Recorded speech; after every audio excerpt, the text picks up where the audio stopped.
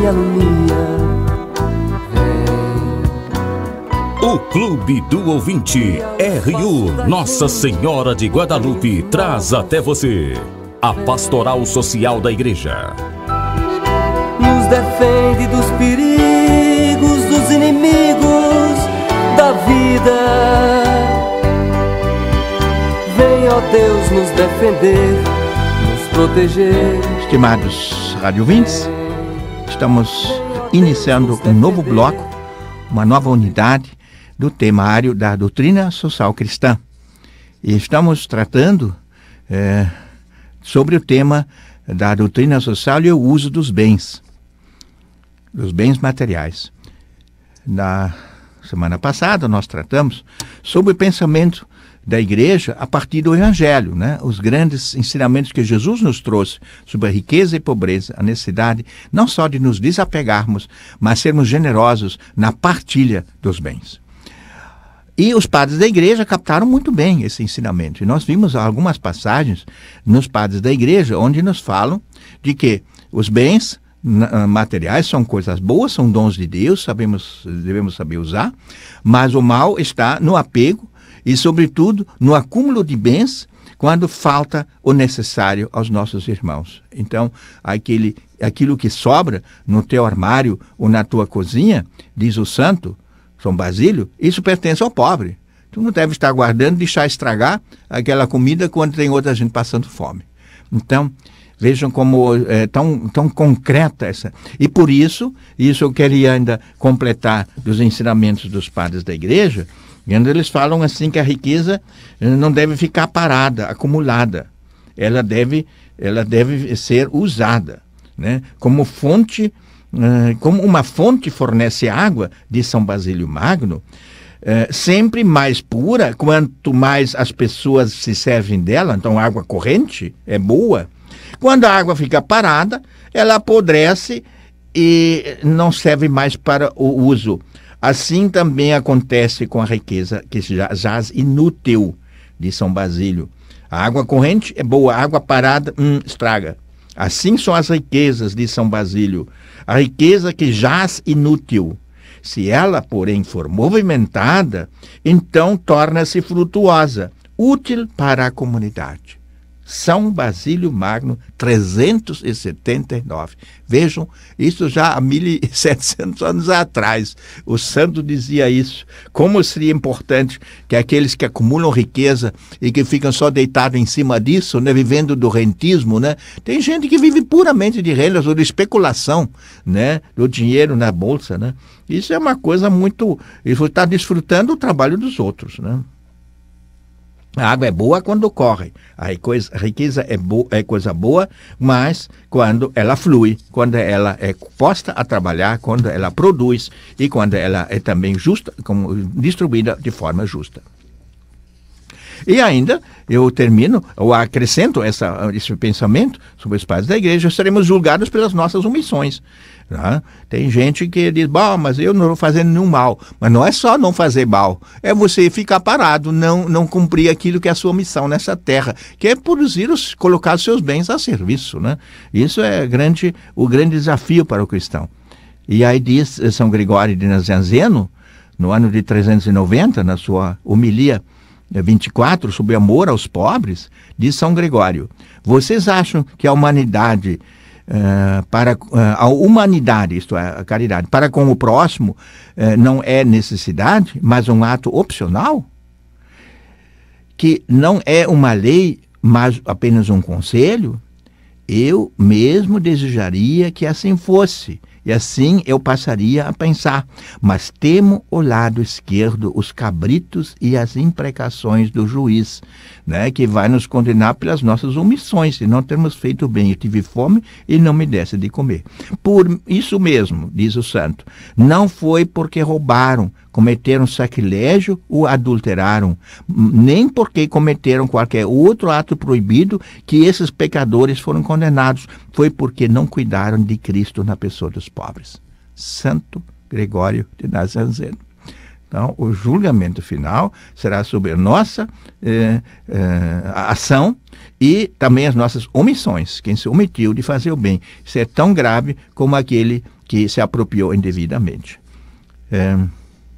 Então, vamos passar para nesse segundo bloco sobre a questão da riqueza e da pobreza, sobre aquilo que nos ensina a doutrina social cristã, o ensino social da igreja, sobre a riqueza e a pobreza, né?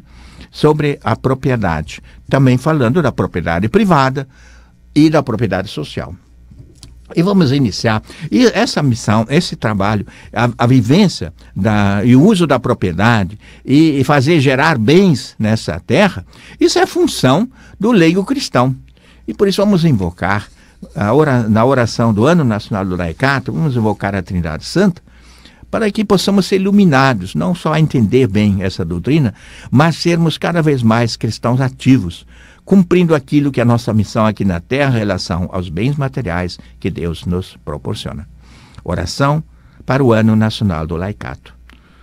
Ó Trindade Santa, amor eterno e pleno, que estabelecestes a Igreja como vossa imagem terrena, nós vos agradecemos pelos dons, carismas, vocações, ministérios e serviços que todos os membros do vosso povo realizam como igreja em saída para o bem comum, a missão evangelizadora e a transformação social no caminho do vosso reino.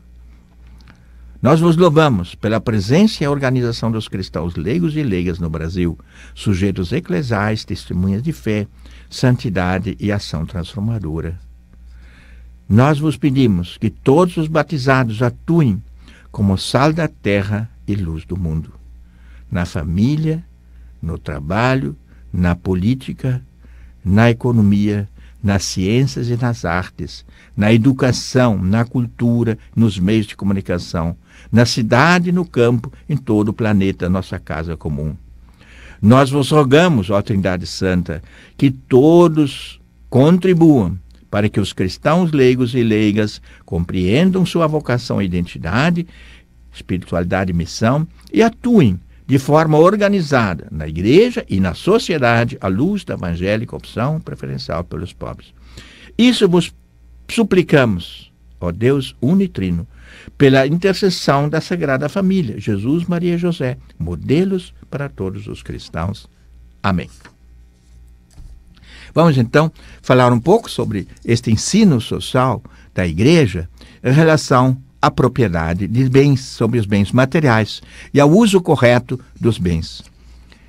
Então, a primeira grande lição que nós encontramos nas encíclicas sociais, nós sabemos que a igreja até hoje já publicou publicou 11 encíclicas sociais. A última delas, do Papa Francisco, sobre o ambiente, sobre o cuidado da casa comum, da nossa casa, e cuidar da nossa casa comum, né, sobre o meio ambiente. Então, essas 11 encíclicas têm diversas passagens que nos ensinam, que explicitam essa doutrina da igreja, tirada dos evangelhos e da prática dos cristãos, em relação ao uso dos bens, né? Então, a primeira a grande afirmação que nós encontramos nestes ensinamentos é que há um direito universal ao uso dos bens. Os bens foram feitos para todos, e não só para os ricos, né? Dizia um padre da igreja. A terra não foi feita só para os ricos, foi feita para todos. Porque alguns ricos pensam, não, eu sou o dono aqui e tal, ninguém mete a mão. Espera aí, vamos olhar, se você tem o suficiente para viver, o que te sobra deve servir também aos outros.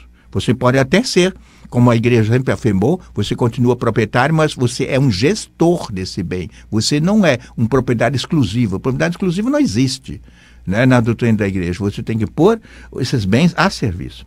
Então, o direito universal ao uso dos bens é um direito prioritário, primário, né? A igualdade básica passa básica quanto à sustentação da própria vida, né? Isso é fundamental.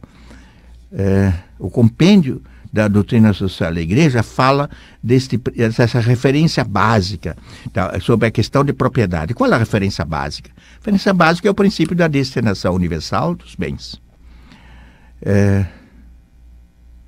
A doutrina sobre a propriedade e sua função social aparecem como uma decorrência desse princípio, né, da destinação universal dos bens. Os bens estão aí para servir a todos e não só a alguns. Por essa razão, iniciamos essa nossa fala aqui com análise do significado desse princípio, né, para a doutrina sobre a propriedade, né? O ensinamento da igreja sobre a propriedade e a sua função social tem fortes raízes bíblicas e também patrísticas, como nós já vimos, e está explicitada em várias encíclicas, começar pela Rerum Novarum. Então, quais são, então, esses princípios? Primeiro, então, esse princípio da destinação universal dos bens. Como poderíamos, assim, resumir essa doutrina da destinação universal dos bens? Então, o Concílio Vaticano II, na Gaudium et Spes, deu uma definição, um conceito, assim, bem claro, né, desse princípio. Então, a Gaudium et Spes, número 69, diz o seguinte: Deus destinou a terra com tudo o que ela contém para o uso de todos os homens e de todos os povos, de tal modo que os bens criados devem bastar a todos, com equidade, segundo a regra da justiça inseparável da caridade. Então, daí decorre, né, essa destinação universal dos bens da terra, está na base do direito universal ao uso dos bens. Há um direito universal ao uso dos bens. E aí, o que se exige também, o que a doutrina social propõe, é que se busque uma maior igualdade, uma distribuição mais justa dos bens. Não ter alguns super ricos e muitos pobres. E nós sabemos hoje, pelos estudos mais recentes dos economistas, sobretudo Thomas Piketty, por exemplo, a Economia da Desigualdade, é um livro que está estourando nas livrarias, é um grande autor, professor da Sorbonne de Paris.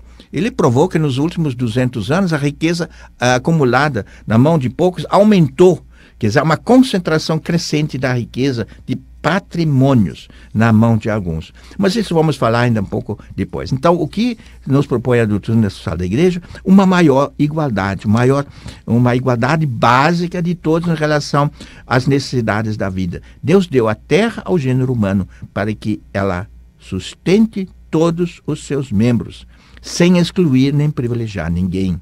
Isso já dizia Pio XII na sua rádio mensagem de Natal de 1941, durante a Segunda Guerra, prevendo o fim da guerra, como deveria ser a sociedade para ser mais justa e não haver outras guerras desta forma, né? Que eram guerras, no fundo, sobre mercados e interesses econômicos, né? Para haver mais justiça social.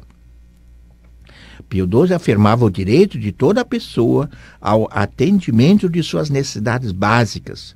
Isso seria, se as necessidades básicas das pessoas são atendidas, seria a base para a paz no mundo. Dizia Pio XII, cito, a pessoa não pode prescindir dos bens materiais que respondem às suas necessidades primárias e constituem as necessidades basilares de sua existência. Trata-se, portanto, de um direito natural, originário e prioritário.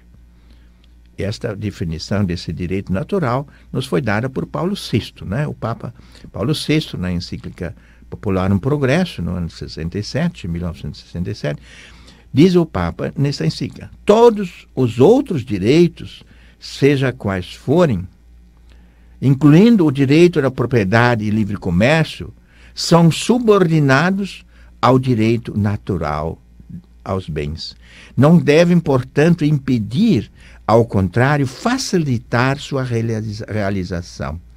É um dever social grave e urgente reconduzi-los à sua finalidade primária. Então, o que o Papa diz aqui? Propriedade privada é bom, é boa, é justa, mas ela não deve impedir que todos tenham o mínimo necessário para uma vida digna. Esse que é o ponto. Porque alguns se apropriaram de tantos bens que deixam os outros. E os bens materiais são limitados, isso todos sabemos. Os recursos naturais são limitados. Então, esse princípio também implica na afirmação de que a economia é feita para o homem e não o homem para a economia. Temos que organizar essa sociedade, nossa economia, para servir a todos, né? e não deixar que a economia imponha as suas regras sem nenhum controle, né? Esse livre mercado, quando ele é feito sem as regulamentações necessárias, nós não falamos de intervenção na economia, nós falamos de regulamentação, né? Que ninguém cometa injustiças, porque a tendência ao monopólio é muito grande, né? Os poucos querem sambarcar sempre mais. Isso tem que ser coibido por leis justas, né?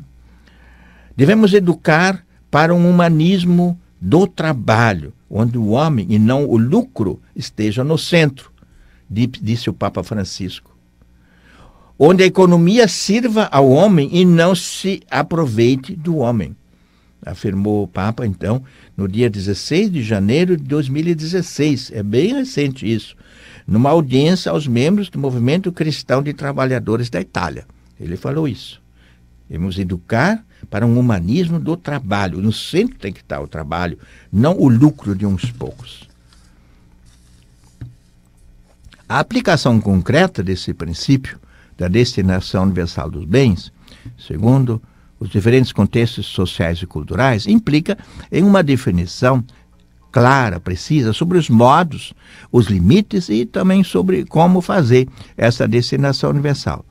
Não significa que tudo esteja à disposição de cada um. É disposição universal, eu vou me apropriar. Não, espera aí, não é assim.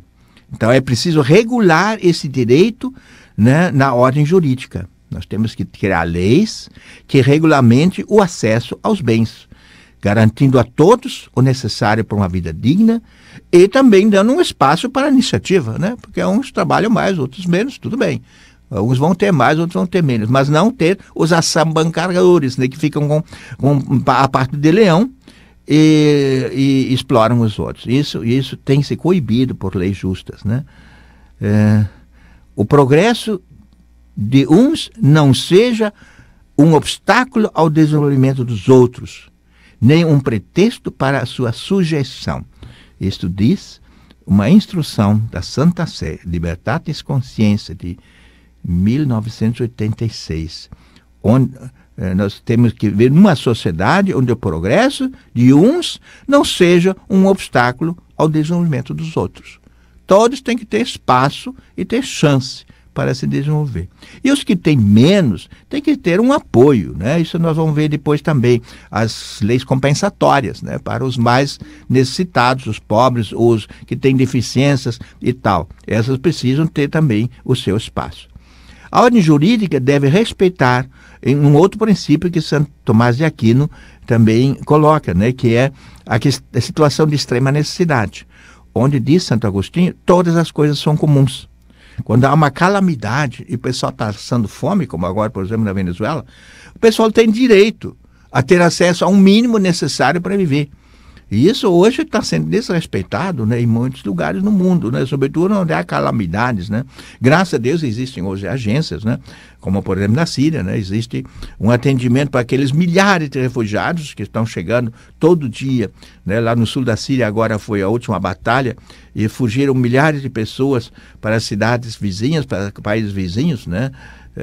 E aí fazer o quê? Né? Aí a ONU tem o Fundo de Alimentar, né? O Fundo Mundial de Alimentos, né?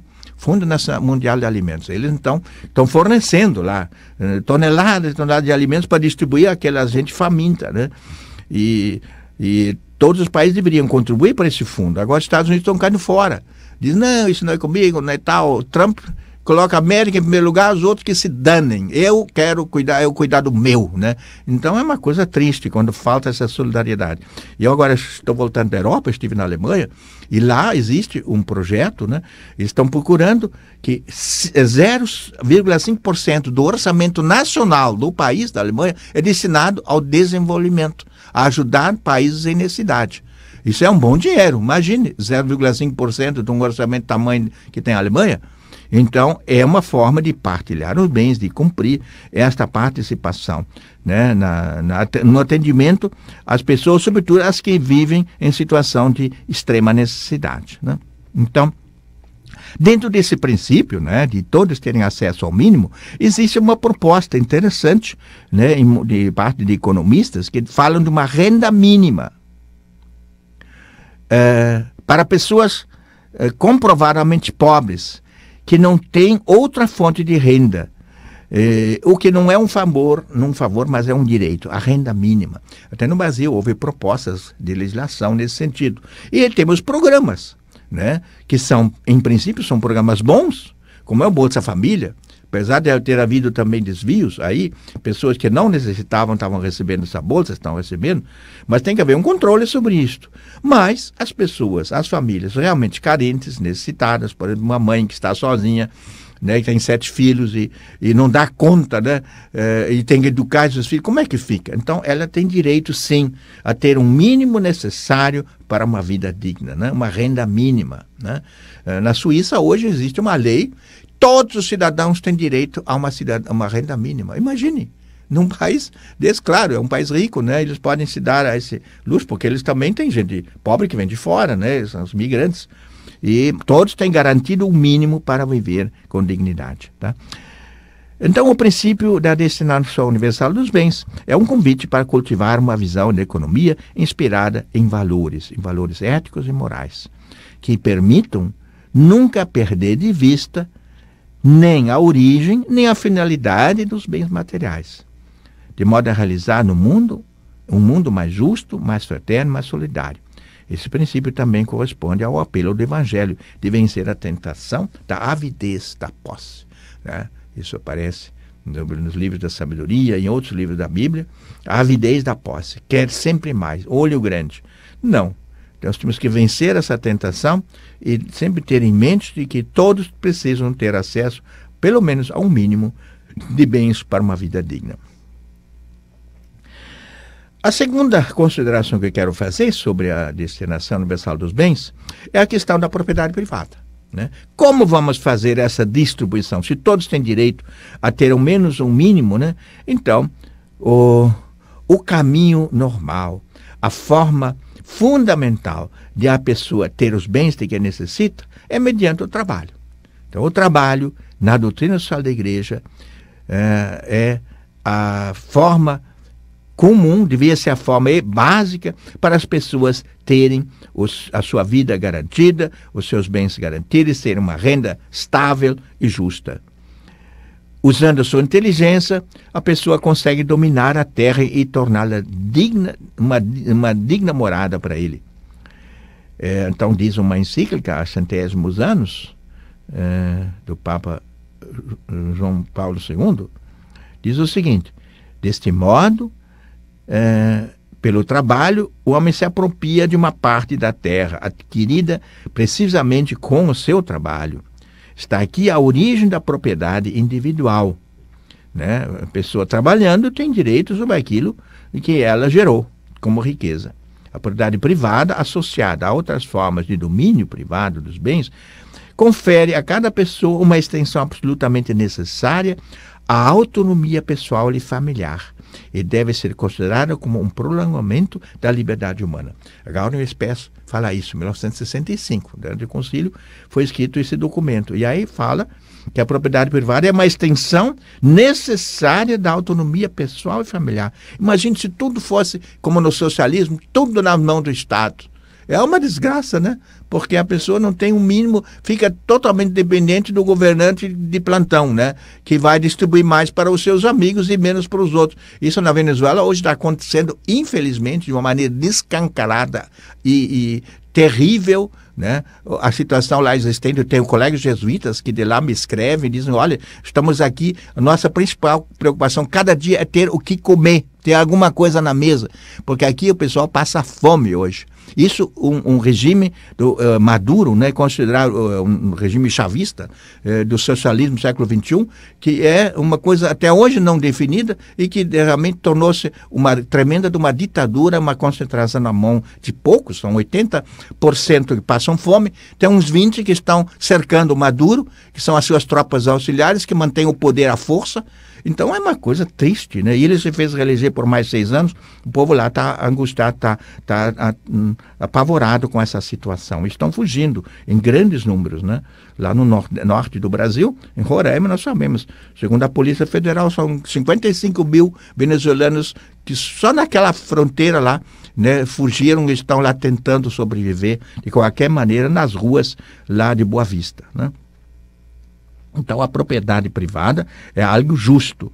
Quando bem é adquirida e bem é a forma justa de distribuir esses bens todos, que todos têm direito, né? Então, vamos regulamentar isso através de formas adequadas da propriedade privada justamente adquirida. O direito de propriedade, então, não deve tolher o direito à propriedade. Isso é uma outra coisa importante, né? O direito de propriedade. Se alguns se apropriaram de tanta coisa que outros não podem realizar num mínimo nível, né, o direito à propriedade, né?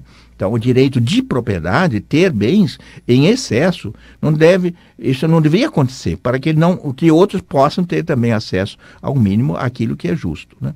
Isto é, o direito de alguns ricos não deve ser obstáculo a que muitos outros, os pobres, os trabalhadores, tenham acesso à propriedade, né? São palavras, então, de Paulo VI, que escreve o seguinte, na Popular no Progresso, 1967.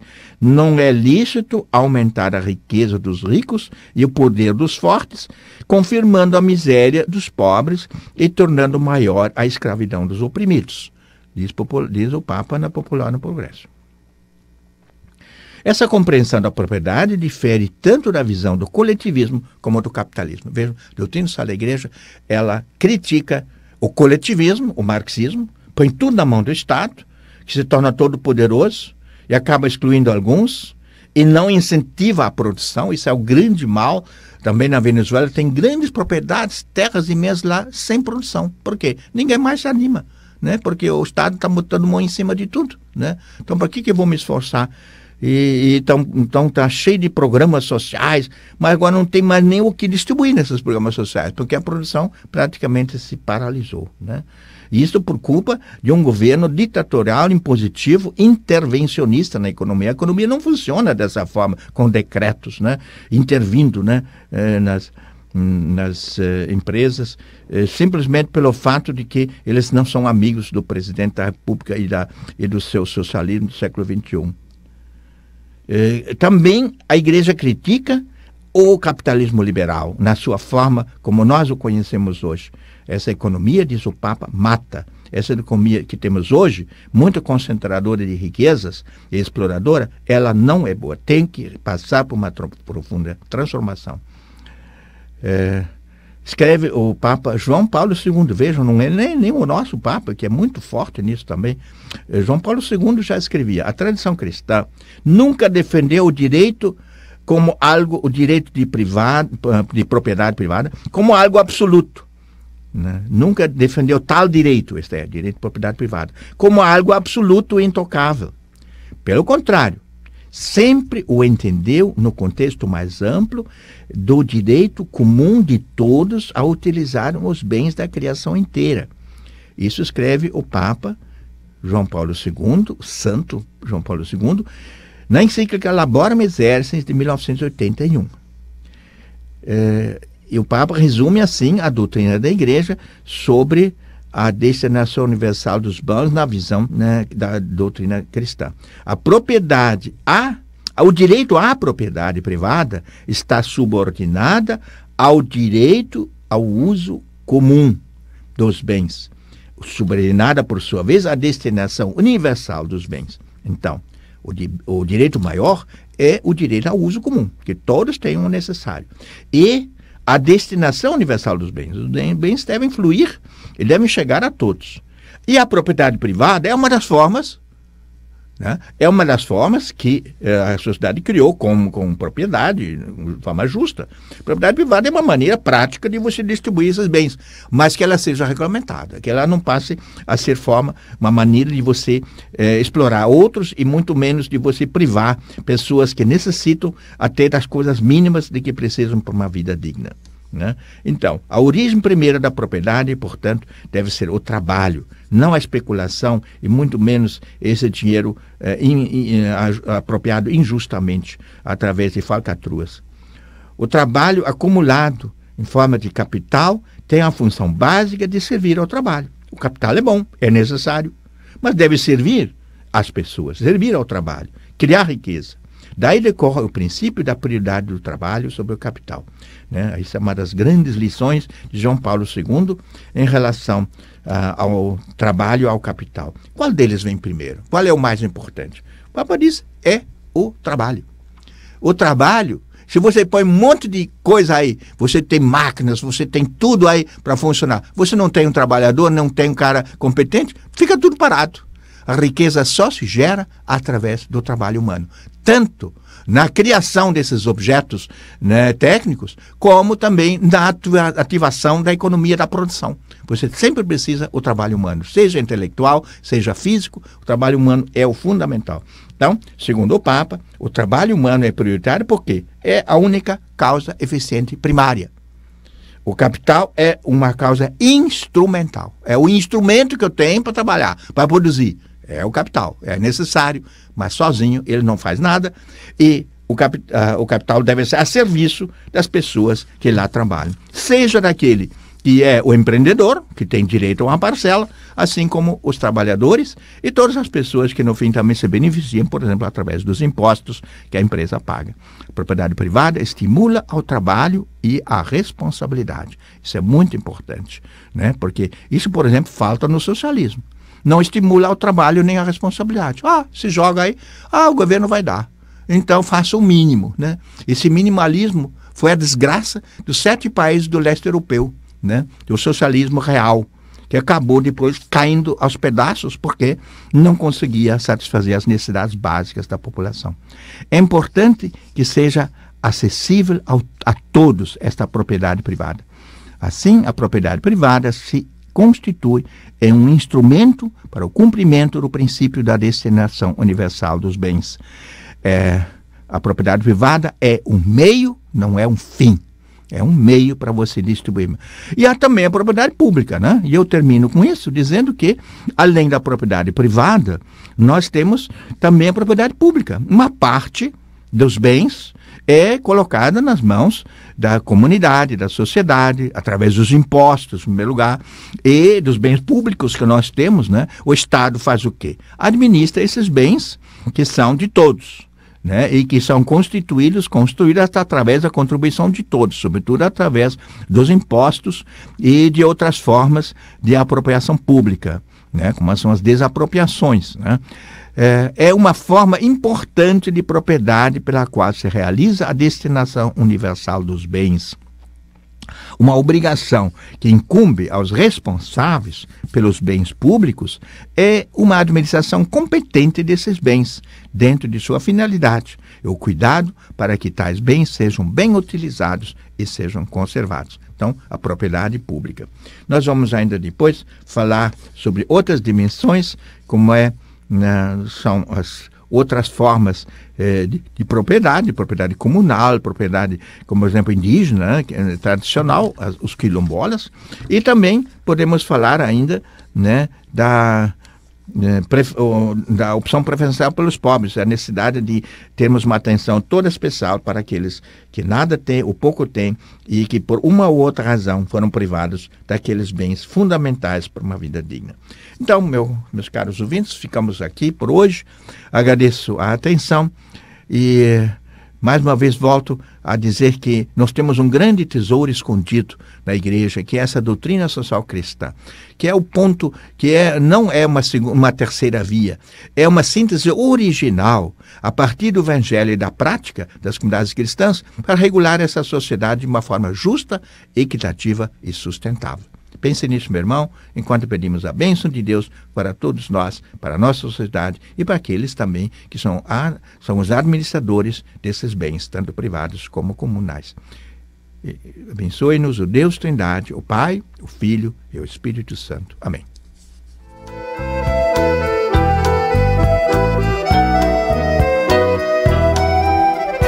Luz na frente, paz na guia, Deus que me alumia.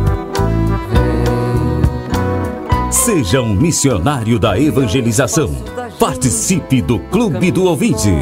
Um oferecimento Rádio Universidade, uma emissora da Arquidiocese de Pelotas. Dos inimigos da vida,